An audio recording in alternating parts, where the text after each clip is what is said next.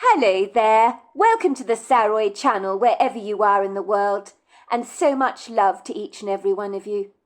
I do hope you're doing remarkably well. I'm doing great, thank you very much. And what an exciting story we're on now. A mother's grief has driven her to investigate her son's disappearance on the Appalachian Trail. He camped one night on the Appalachian Trail, and when he never returned home, a search was conducted, and her son, Jack, had all but disappeared. The tent was empty. His things were all in the tent, and there was no sign of her son anywhere. And Claudia now believes her son is very much alive, because her pastor has told her to tap into her instincts, and if she believes he's alive, then maybe he is. And she just now unequivocally believes her son is alive, but she doesn't exactly know what she's looking for on this adventure. But let's see what she finds, shall we? But before we get started with tonight's story, don't forget to subscribe to the channel, click the notification bell and the thumbs up, and let's continue with the final part of tonight's story. Arthur chose his words very carefully. Why would your son stage his own disappearance, Claudia? So that you would assume he's dead? I'm sorry, but that makes no sense to me at all. Maybe to you it doesn't, said Claudia, the irritation obviously discernible in her voice. Well, it makes sense to me that he could do something like this, although I think it's most out of character for him. But I do have to admit that he was going through a great deal of grief, said Claudia, pulling out a black diary from her backpack. This is Jack's diary. The police recovered it from his abandoned tent. Eventually they gave it to me. I want to tell you it makes for some very sorrowful reading. Let's just say Jack put on a brave face after his father's passing. It turned out he wasn't coping desperately well. In this diary he expresses so many dark thoughts, which are very troubling indeed. The police have considered the fact that he may have committed suicide, something that I cannot believe is even possible. They claim he was in such despair, but they're talking nonsense, because I know Jack would never take his own life. But are you sure? Arthur asked gingerly. But of course I'm sure. I knew my son very well. He was very against suicide. So if you really believe Jack is still alive, where do you think he is? Well, I don't know. That's the million-dollar question, said Claudia. I have prayed about it long and hard. Coming here seemed like the right thing to do. But I feel as if I've hit a blank wall. The wilderness gives nothing away. It keeps its secrets close to its bosom, so to speak. And maybe the answers I'm looking for will never be found. Jack could be a long way away from here, starting a brand new life for himself without me. Maybe he just wanted to run away from his pain. People do that sometimes, when things get all too consuming for them. You really think Jack would abandon you in his grief? Well, I don't think he would willingly choose to do that. I really don't. But then again, when your heart is very badly broken, you don't think properly about the people you hurt, do you? You do realize, Claudia, the police believe your son is— Don't say it, said Claudia, hurriedly raising her hand in the air to stop Arthur midway through his sentence. The police know nothing. They don't know what they're talking about. They've been completely useless in this investigation. They are assuming the worst. There is a big difference between assuming, Arthur, and actually knowing. Assuming means you cack-handedly put the pieces together in a rather jumbled jigsaw puzzle that makes no sense whatsoever and decide this is what happened. But knowing is finding evidence to support your theory. The police do not know what happened to Jack, and Pastor Amish is right about that. I went to him for counselling, and he asked me to tune in to my feelings, and so I did just that. In my gut, that's what I did. I listened to my gut. And I don't believe he is dead. But it is a possibility. He ran away.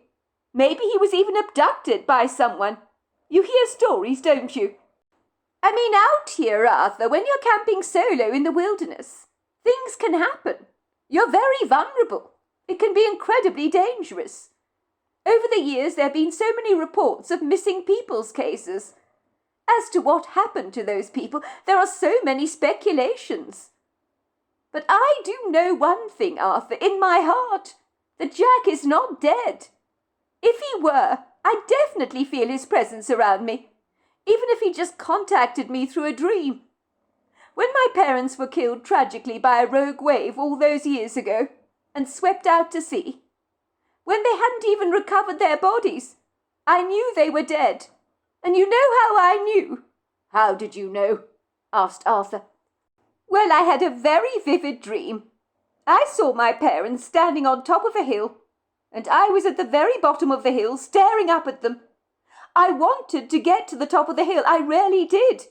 And try as I might, I just couldn't climb that hill. They smiled down at me and said, "It's not your time yet." I woke up from that dream, knowing instinctively they were definitely deceased.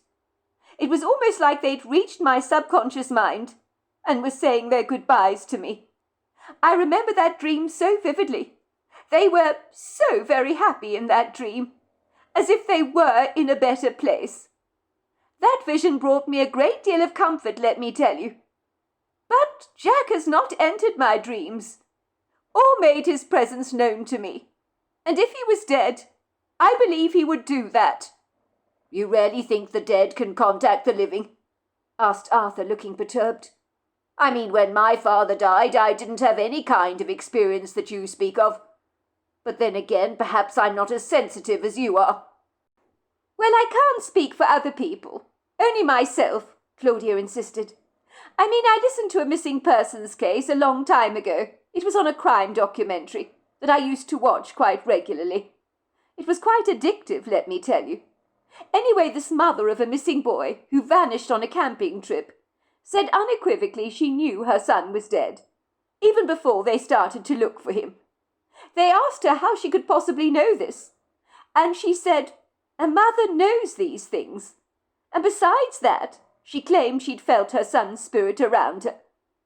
Do you know something, Arthur? She's absolutely right. I'm very close to my son, Jack. And I'm sorry, but if he were dead, I would know it in here, she said once again, pointing at her gut. Look, Claudia, are you saying you feel that Jack is not dead because you don't want to accept the fact that he probably is? Are you perhaps deceiving yourself to ease your pain, to make things more bearable? If you're doing that, I completely understand. How dare you say that, Arthur? Said Claudia. I know what you're thinking. I can see the pity in your eyes, Arthur. And I don't need your pity. Believe me, I don't. I know how I feel, and I am certain Jack is alive. I will read you a couple of articles in my son's diary to show you what a dark place that Jack was in, said Claudia, opening up her son's diary to read the last few entries it contained. Friday the 5th. I'm so glad I came on this camping trip. My heart is exceedingly heavy. I had to spend some quality time in nature. It was the only way I could find any solace for my fractured soul that is so broken up. I don't think anything can possibly repair it. I've never experienced such a grievous loss. The loss I felt in losing my father. Of course I knew he was dying, as did he. I even said my farewells to him. I genuinely thought I was prepared for his passing, but I was not. My father was not just a father to me.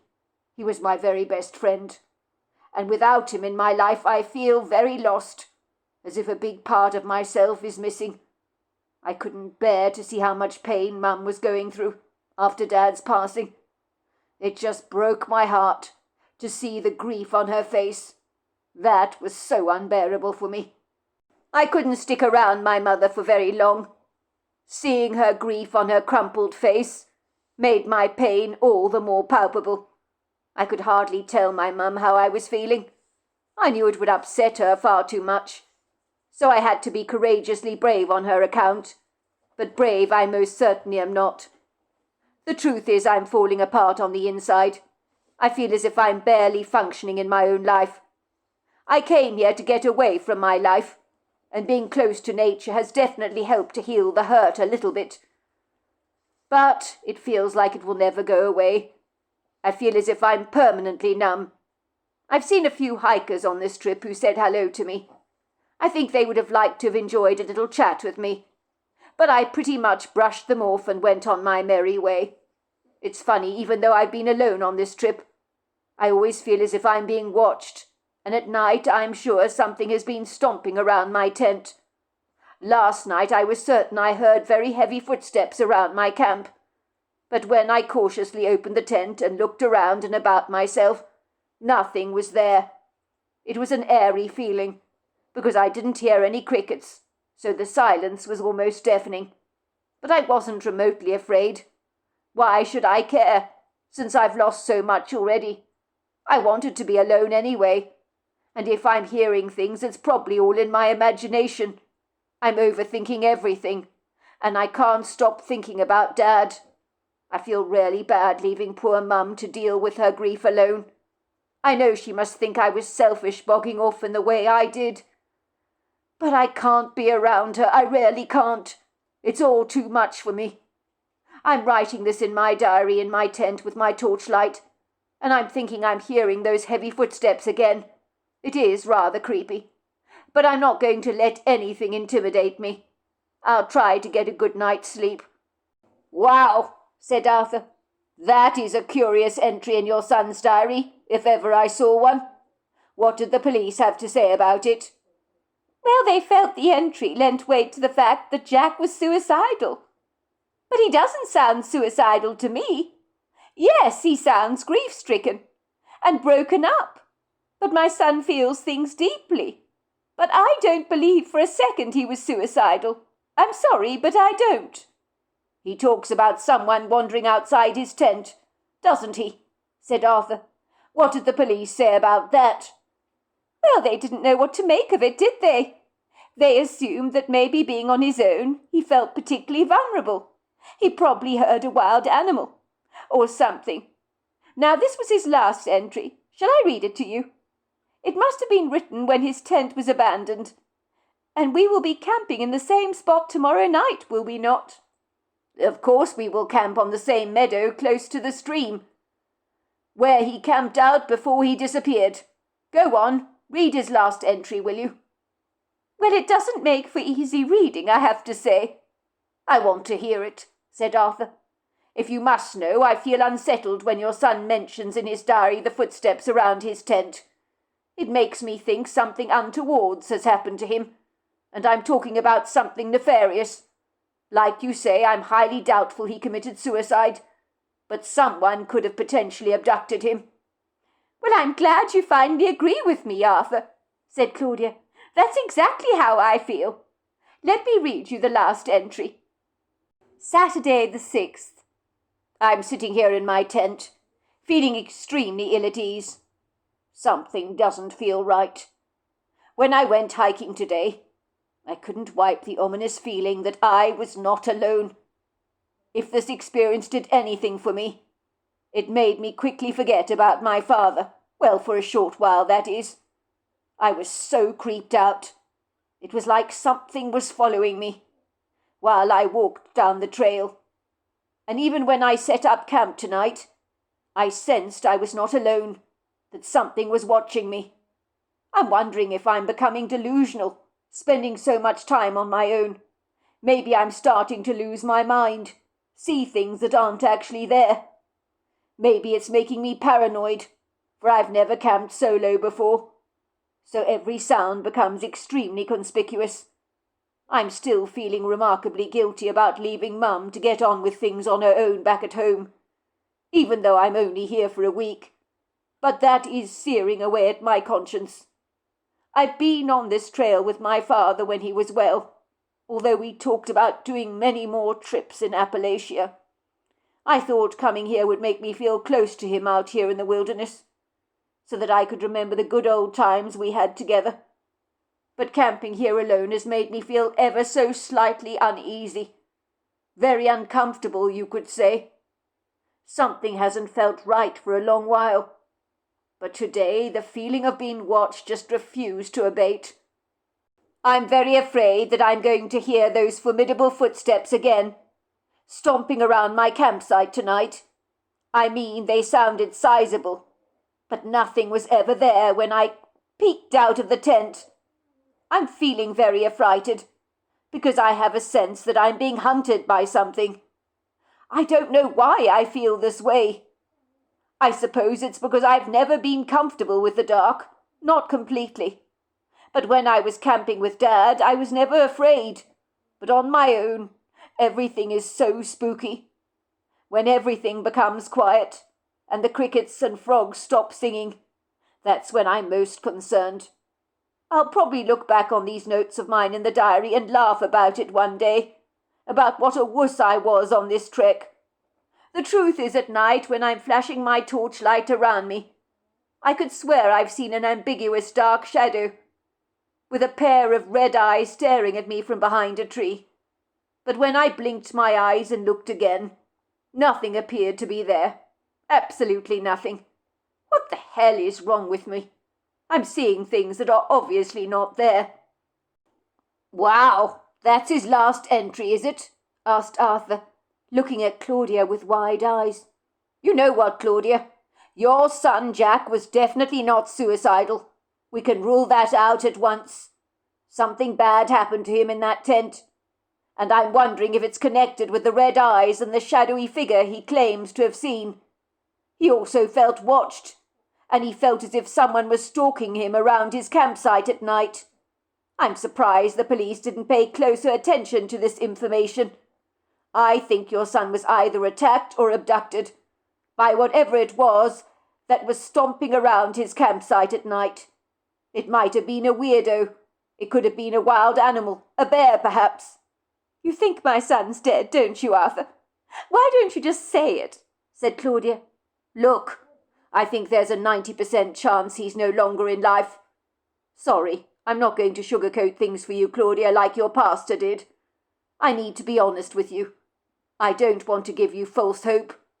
I knew you would say that, said Claudia. That is doubtlessly what everybody else thinks. But I'm sorry. I disagree with you. Jack is still alive. I hope you're right, Claudia. But I'm afraid I don't hold up much hope for your son. Well, you're probably right, said Claudia, tears creeping into her eyes. Maybe my gut feeling is my resolute, stubborn denial, a refusal to accept what's happened. And with that she burst into tears, so that Arthur took her lovingly into his arms and comforted her. He felt his conversation with Claudia tonight had really brought the two of them closer together. He discovered he was feeling very protective towards the woman he'd always found extremely attractive from afar. But in the last few days on their trip together, even with little communication between the two of them, he'd never felt more alive. In the morning they'd be taking the trek to the meadow, where Claudia's son Jack set up camp for the very last time. And then he had disappeared from the face of the earth without a single trace. Arthur privately wondered how Claudia would cope, camping in the last place where her son had gone missing. He was certain something untoward had happened to Jack on the night he sensed he was being hunted down by something that he couldn't physically see. Arthur closed his eyes. He could feel Claudia's pain. She seemed so certain that Jack was still alive, but Arthur believed she was wrong, and that her so-called motherly instincts were more a case of delusional hope than reality. What was that Pastor Amish thinking, telling a grieving mother like Claudia to listen to her gut instincts? Claudia was probably so ridden with pain, she had refused to accept the inevitability that her son was no longer in life. Arthur did not think Claudia's son had run away to start a brand new life for himself. In the diary entry, he had clearly expressed a great deal of guilt about not being there for his mother. Jack was obviously a responsible, conscientious young man, and Arthur was certain he'd never willingly abandon his mother. It was clear from his diary entries that he was glad he'd come on this trip, because he'd wanted to be alone. But again, he'd also expressed an extreme vulnerability at night, when he felt rather intimidated by the dark shadows and the strange sounds. Arthur could understand that well. As to what had happened to Jack, he was convinced that answers would never be found. There were so many 411 cases out there. where people all around North America disappeared without a trace, and theories abounded as to what had happened to these people. Arthur wasn't sure that coming here on the Appalachian Trail had been the wisest thing for Claudia to do. But as far as he was concerned, being in this marvellous woman's company, even when she was in one of her most uncommunicative moods, was the best thing that had happened to him in a long time. "I'm falling for this woman hard," he thought to himself. "I can't help myself. There's a soul connection between the two of us. But I'm going to have to tread very carefully, as Claudia is not in the right frame of mind to consider a relationship with me, and understandably so. She's a fractured soul at the moment that needs my whole support. After my Rosie died, I wanted nothing to do with dating or with other women, and I rather suspect that Claudia must feel the same way," he told himself. "Claudia only invited me on this camping experience because I know what I'm doing and where to go. Maybe she'll never have a romantic interest in me, but I'm here to support her as a friend nevertheless. And if that's all I get from her, that's enough for me." It had been tough the following day, waking up and having breakfast. It had been a magnificent morning, and Arthur didn't really know what to say to Claudia after she had confided in him the night before. She seemed to be clammed up this morning as she blew over the steam of her coffee that was piping hot. "This is going to be a tough day for you, Claudia, I'm afraid," said Arthur. "Are you sure you want to do this?" Claudia stopped blowing on her coffee and looked directly at Arthur, with a look of undisguised horror on her face. "Are you joking? I hope you are. I came all this way, Arthur, just to go camping on the spot where my son's tent was last abandoned.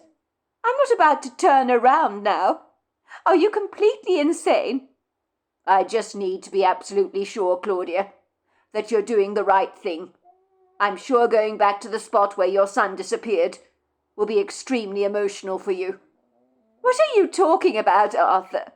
Of course it's going to be emotional for me. I wouldn't expect it otherwise. But I need to stay overnight in the very place where my son went missing. I can't explain why this is so important for me, but I need to do it." "But of course I can understand, Claudia," said Arthur, not really sure if he did actually understand.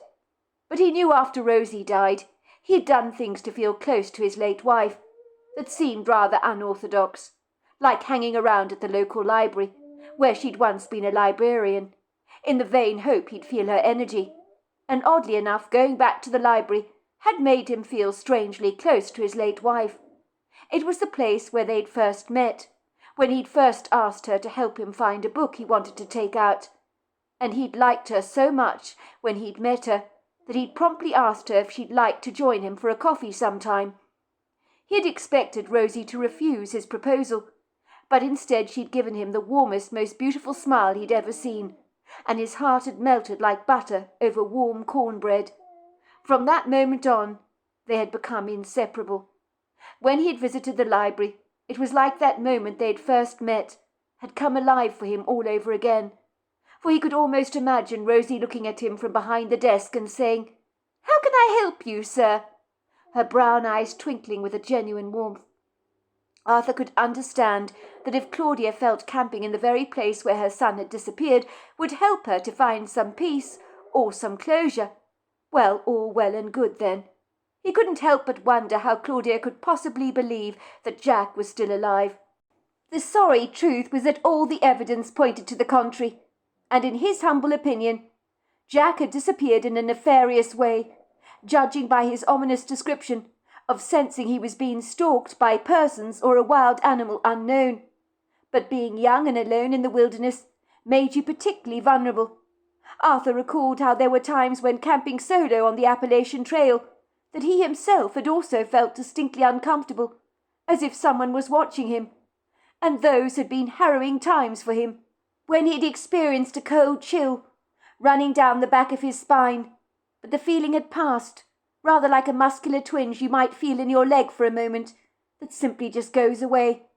And when it disappears, you think no more about it.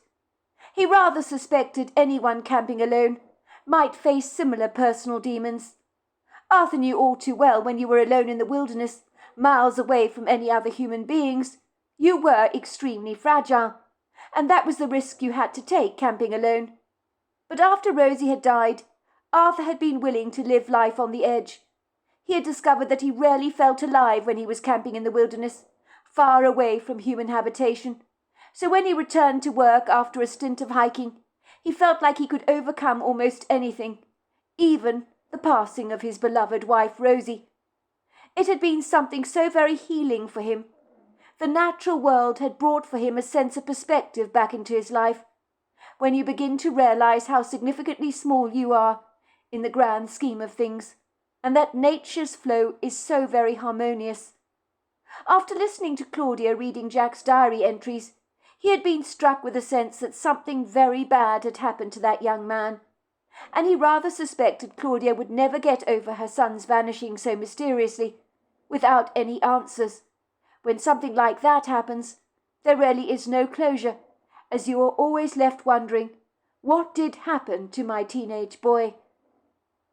I appreciate everything you shared with me last night, Claudia. It must have been tough for you to read those diary entries to me. Of course we will camp in the place where your son was last seen, or rather where he went missing. But I want you to know that if you change your mind at the very last minute, I will completely understand.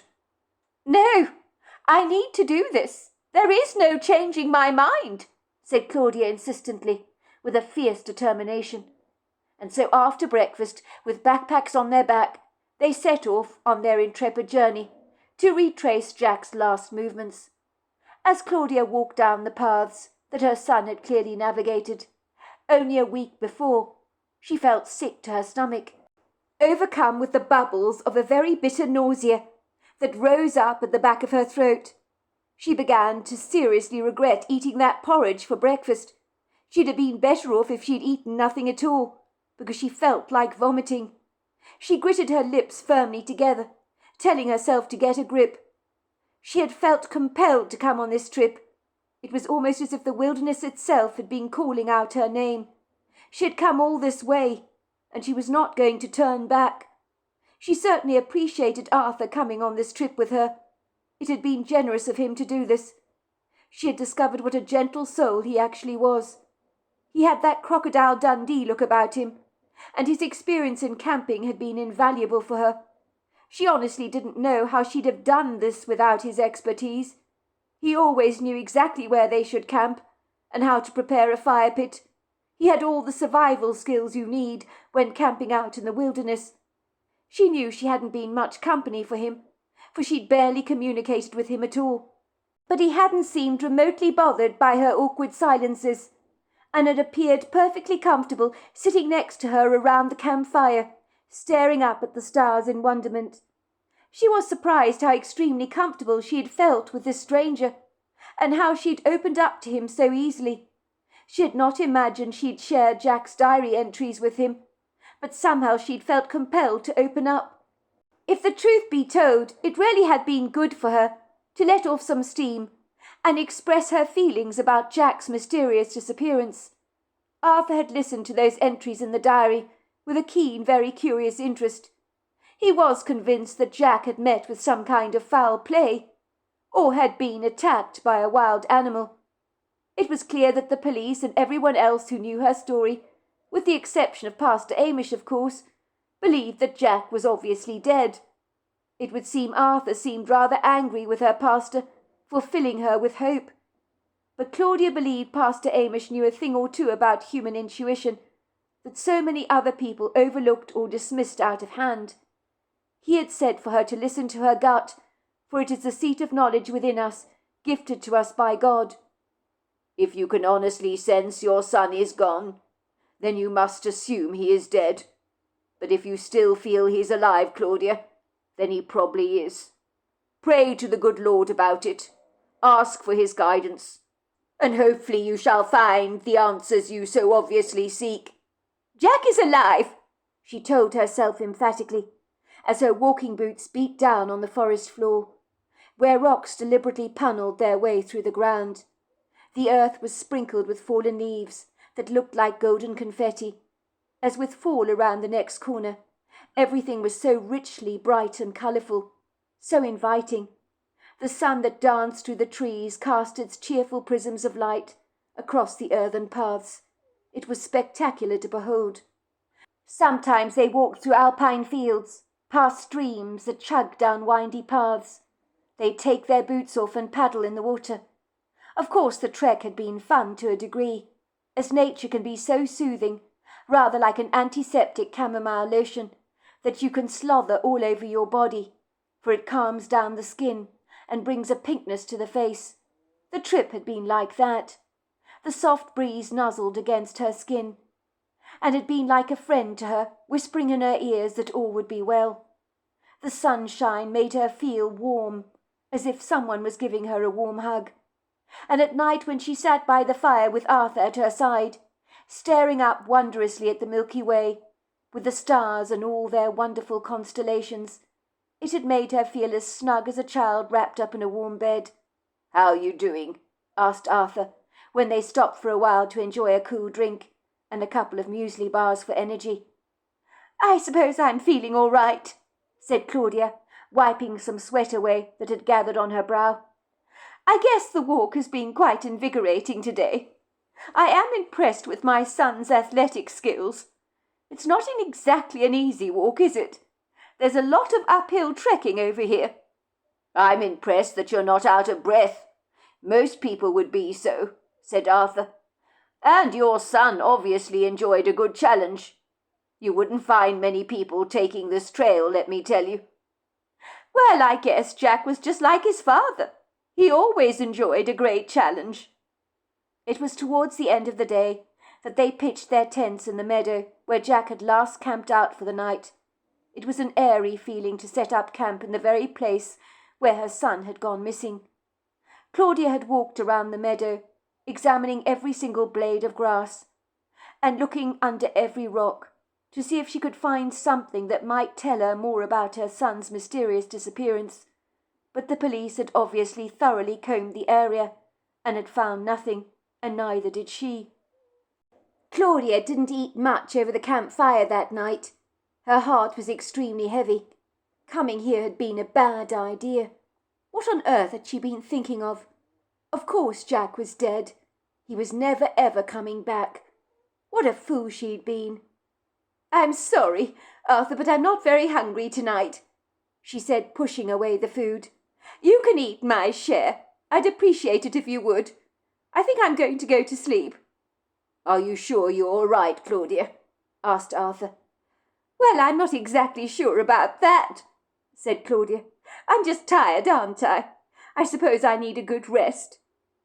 "Claudia," said Arthur, holding her hand briefly for a second, "I'm very sorry about Jack. I know you are, Arthur, and I appreciate that," said Claudia, quickly wiping away a tear.